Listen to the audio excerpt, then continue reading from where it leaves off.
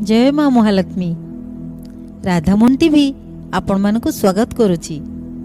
पवित्र माणवसा अवसर रे आपण मानकु ही सुवार्ता माता लक्ष्मीकर स्वभाव तांकर प्रिय वस्तु तार सठिक प्रयोग और विधि विषय रे जानिबा पई वीडियो को संपूर्ण देखंतु।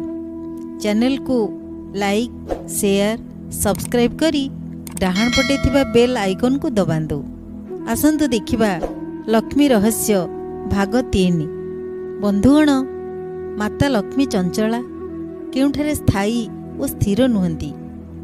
माता कमलिनीकर बिना दयारे शांति प्रगति ऐश्वर्य समृद्धि कामना करा जाई पारेना। आवश्यक पड़िले से विद्वान पंडित न्यायवंत धर्मवंत व्यक्ति को त्याग करि पारंती, परंतु नीच हीन चक्रांतकारी कुकर्मरे लिप्त मनीष को आशीर्वाद करि पारंती। रूप गुण ज्ञान परिश्रम परे मध्य महालक्ष्मी अदृश्य होई पारंती।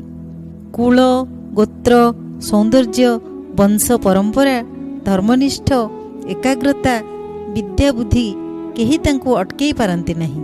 मात्र शास्त्र कहे किसी दुर्लभ वस्तु माता लक्ष्मी को क्षणक पई मुहूर्तक पई अटकई दिए।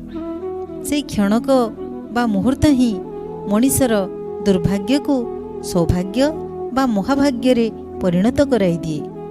यही साधारण वस्तुटी आम हाथ पांतरे मिलुथिबा आम घरर नित्य व्यवहार हेउथिबा अति प्रिय जिनिस, जहाँकि खाद्य प्रस्तुति औषध तुटुका एवं तंत्र व्यवहार रे मध्य आसी थाए। बंधुगण, माँ माने महालक्ष्मीकर प्रिय जिनिस मानक मध्यरे कलश कदली गछ आखु दुब हलदी कुंकुम शुक्ल धान पंचशस्य पद्मपुष्प शंख बेलवृक्ष शुक्ल वस्त्र पंचामृत पंचगव्य इत्यादि प्रधान अटे। पशुपक्षी मानक मध्यरे गोरु हस्ती धला पेचा मध्य प्रिय अटे। मनीष मानक मध्यरे गृह परिष्कार परिच्छन्न रखुथिबा नर नारी भेदाभेद घृणाभाव रखुनथिबा मनीष दान धर्म करुथिबा मनीष ही महालक्ष्मीकर प्रिय अटंती। किंतु वर्तमान महादेवींकर ईप्सित प्रिय जिनिसटी विषय रे आम्बे कहिबाकु जाउअछु।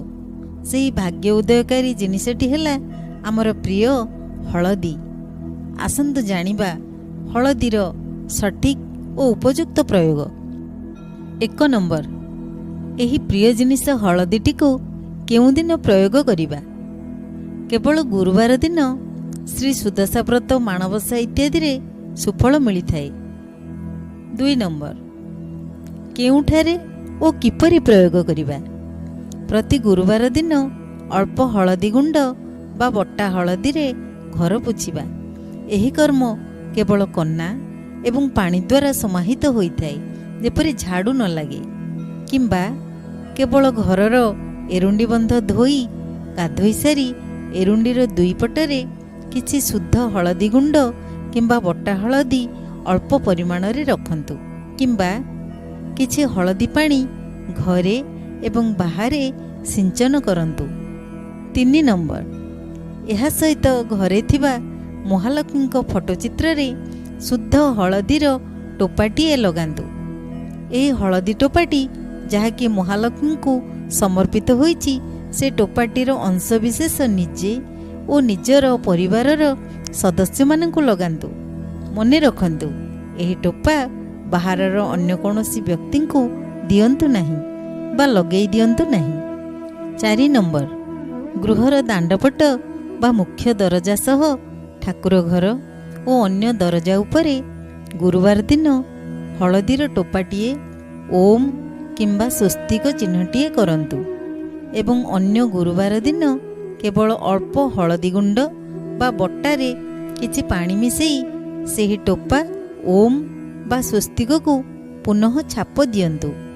एही कर्म पायखाना गाधुआ घर इत्यादि रे बारण अटे।